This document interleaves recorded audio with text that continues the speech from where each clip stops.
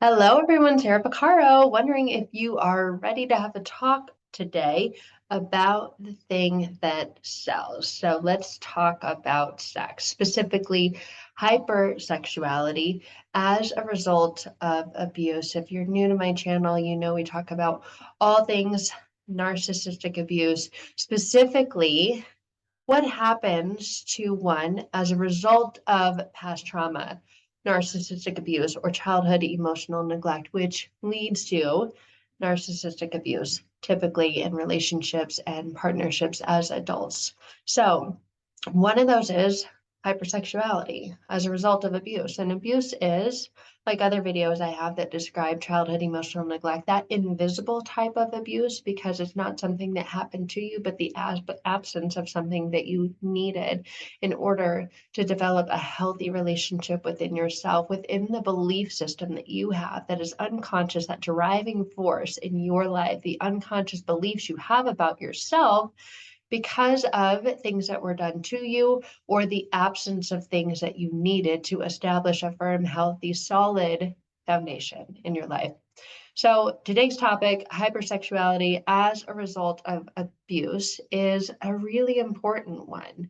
It's one that when I work one-to-one with clients specifically, they tell me about, they open up about, and their shame and guilt around their compulsive sexual behaviors. And there are other words and terms for hypersexuality. Sometimes it's called hypersexuality disorder or sexual addiction. And in this, specifically with consenting adults, of course, when you're in a toxic or narcissistic relationship, you see this a lot. Well, the sex is so great. I went back because I miss being alone. And there's a lot of trauma that can result in this and lead to this hypersexuality. So hypersexuality is an excessive preoccupation with sexual fantasies, and often in a narcissistic relationship, in an emotionally controlling and abusive relationship, these fantasies are played out. And when they're played out, you get this sense of connection, empowerment, control within yourself, and this false sense of love that this person loves you because sexual interactions, engagements are an exchange of so many things, not just physical things. But this excessive preoccupation with sexual fantasies, urges, behaviors that are difficult to control, they cause one distress emotionally, mentally, spiritually, morally. They can negatively affect your health, your mental, emotional, physical, spiritual health, your relationships, other parts of your life. They can impact you financially depending on how much you are engaging in things that cost you money, whether it be memberships to certain websites, certain products that you're spending money on, certain people. I mean, the whole gamut is here. So with sexual compulsive behavior, it can include and involve a variety of things. Commonly enjoyable sexual experiences with a partner or multiple partners. Examples can include having sexual engagements and encounters online, with oneself, with multiple partners, the use of online websites, and the use and exchange of money for the satisfaction and the gratification of those things that take place. And when these sexual behaviors are the focal point and the center and the focus of your life, it can feel like you're out of control. These urges and these impulses to engage in these types of behaviors, patterns, people, things can feel really difficult to control, to rein in, to maintain, and can disrupt all the other areas of your life. They can be hurtful and harmful to yourself or to others. You may notice it's kind of like a substance that you take a little bit, did the job in the beginning, and then it feels like that same amount doesn't do the same thing anymore. So you're searching and seeking for more of that, or something that gives you more of that feeling that you got when you did it initially, just more and more and more. It's much like an addiction. And that can be harmful to yourself. It can be harmful to others. It can be harmful to your relationships, your time, your energy, your focus, when it's all going there, it can impact everything in your life. So if that's what you're experiencing, it may be something you want to look into, the compulsive sexual behavior. So let's dive into the trauma associated and connected with it, related to it, because hypersexuality, not always, and remember there are different types of trauma. The invisible trauma is childhood emotional neglect, not getting that exchange and energy of love that you wanted and needed to really feel whole and feel complete. So I'm not talking just big T traumas here, but I have other videos that talk about big T traumas, little T traumas. But hypersexuality, when looked at through the lens as a result of trauma, can happen because you start believing that you're not good for anything but sex. And you may know that you enjoy it. You're very good at it. Perhaps you've been told by the people that you're with. Perhaps you just know because it feels so good for you and you enjoy engaging, you enjoy pleasing, you enjoy the whole production of it. But now it's leading to hypersexuality. And when that happens as a result of trauma, you can believe that that's the only thing that you're good for. You're not good for anything else. So you give your all to that because you want to feel good, but it doesn't feel good to feel that that's the only thing that you're good at and the only thing that people want from you and the only thing that you have to give. Because you believe you can't expect love without it. And this shows up in a lot of narcissistic relationships because narcissists will move very, very quickly in a relationship. They will move very, very quickly physically because when you're engaging in sex, there are lots of hormones and lots of things exchanged, not just the physical act of it. But your deep desire is for love. All of us have this deep desire for love, for loving connection and exchange. And when you begin to believe that you can't expect to love without sex, that is damaging on so many levels. That is damaging to the soul, the heart, the mind, the emotional body, the spiritual body. When you believe that you can't expect to love without sex, it's this disconnection from intimacy, this disconnection from truly seeing into your partner and into yourself that leads to love, not just the physical exchange of one body to another, because you believe sex is the only way that you could possibly connect with other people. So it becomes this handshake. Maybe this is something that you do on a first time meeting someone, a first interaction, a first engagement, a first encounter. Perhaps it's not even a date.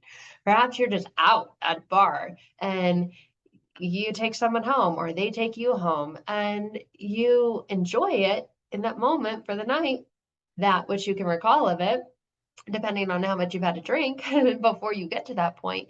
But there's this unconscious, deeply rooted core belief that you can't expect love without sex being in place or being involved.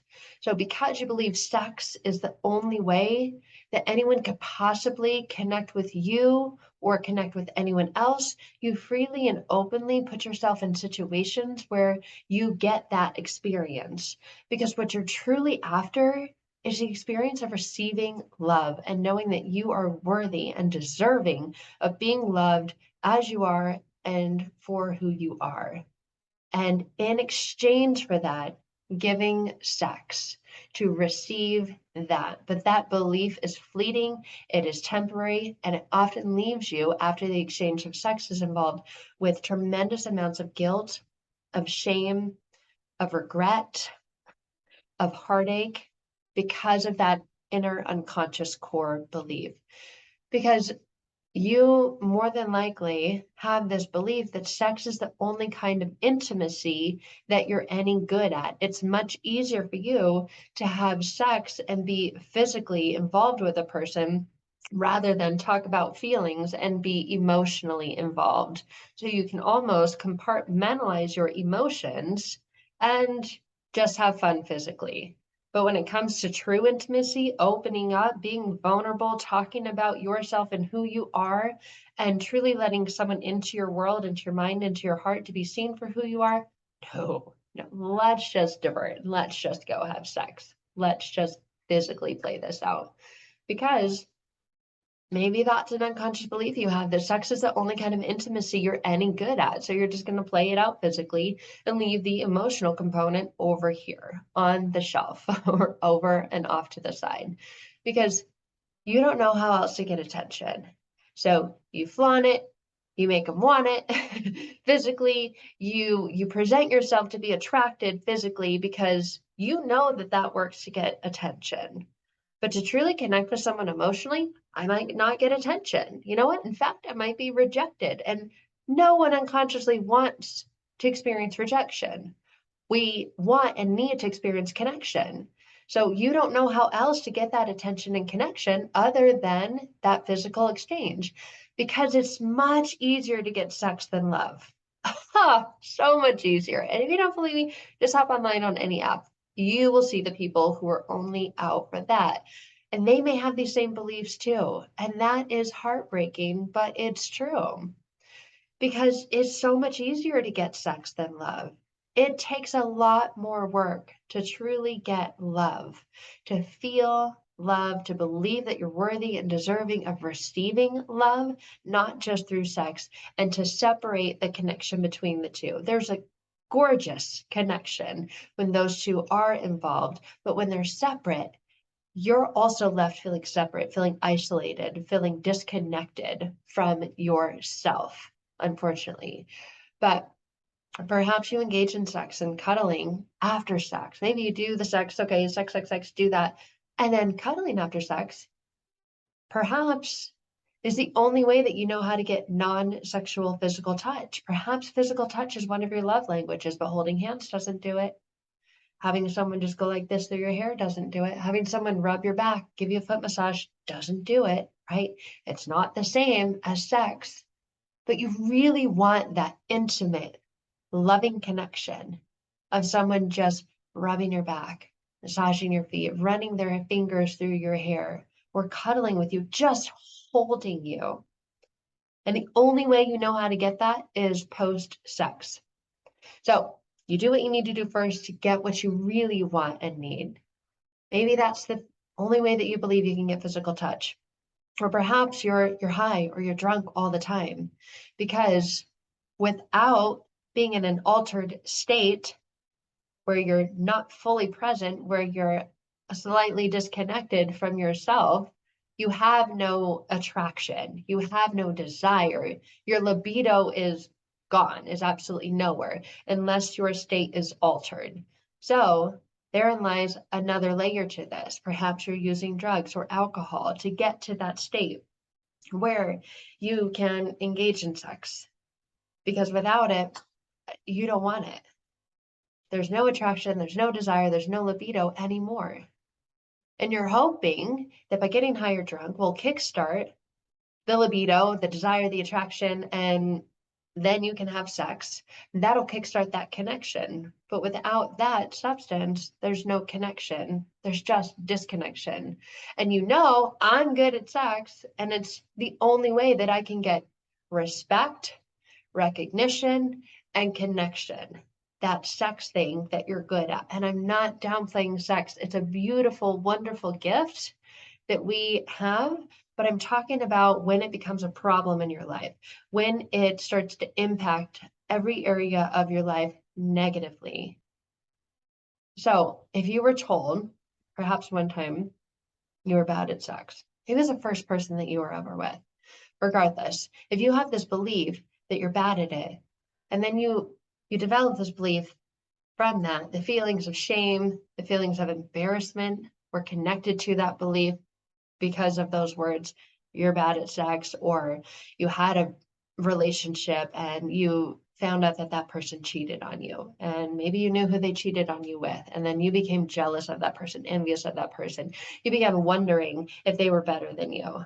So unconsciously now you're trying to outperform them, right? Or maybe going back to that person who cheated on you with that other person in an effort to prove that you're better than the person that they were with when they cheated on you.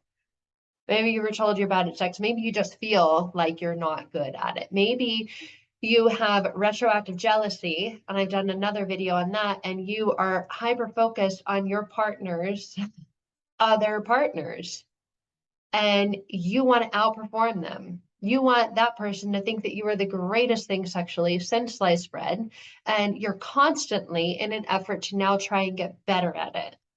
And perhaps you have flashbacks if you abstain from sex, if you think, you know what, this is a problem for me. I am going to get it under control. I'm going to read books about this. I'm going to watch videos like this about it. And now you're having flashbacks about it.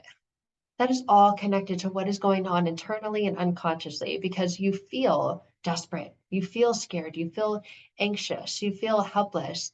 If you don't have sex for a certain period of time, it has become ingrained and wrapped up in your identity of who you are and your ability to perform and connect and get that which you truly are seeking and desire.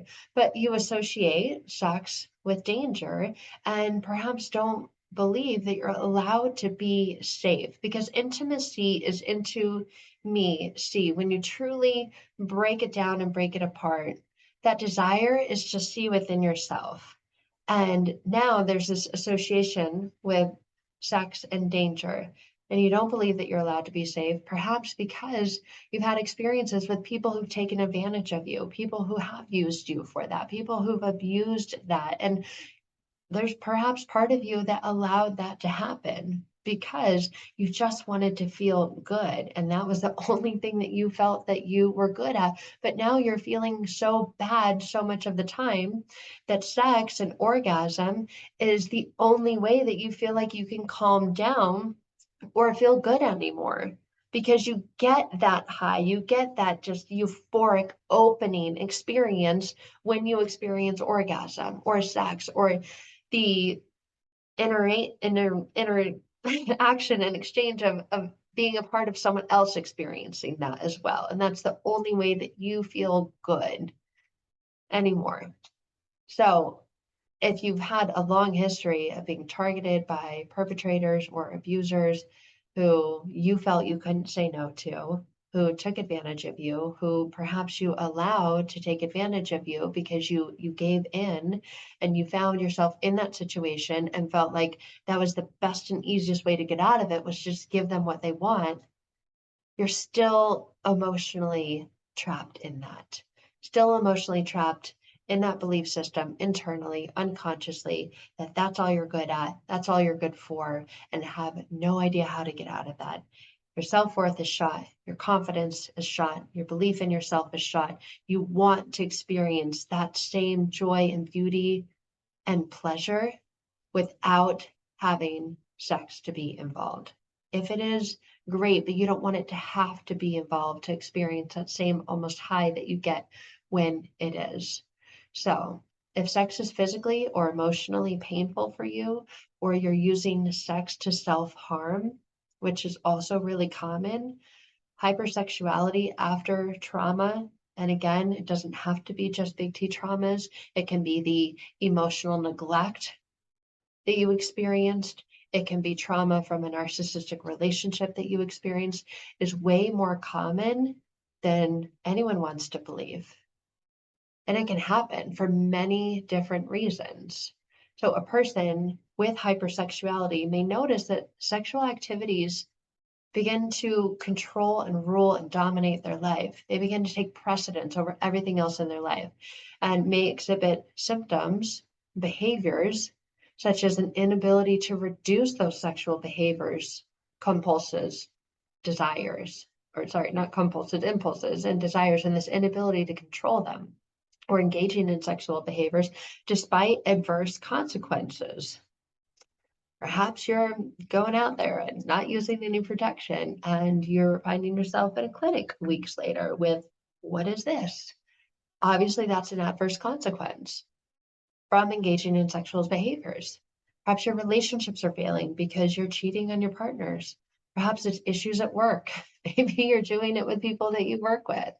and it's getting you in trouble. Or at school, maybe you're staying up all night to do that and missing class in the morning or the next day, or missing the opportunity to focus on your homework or your papers, whatever it is. It can impact every area of your life. And if you're engaging in sexual behaviors despite experiencing little to no satisfaction from doing so, you find, okay, I do this, but I really don't like that I do it. It doesn't feel that good. And I don't know why I can't stop doing it, even though I really don't like it.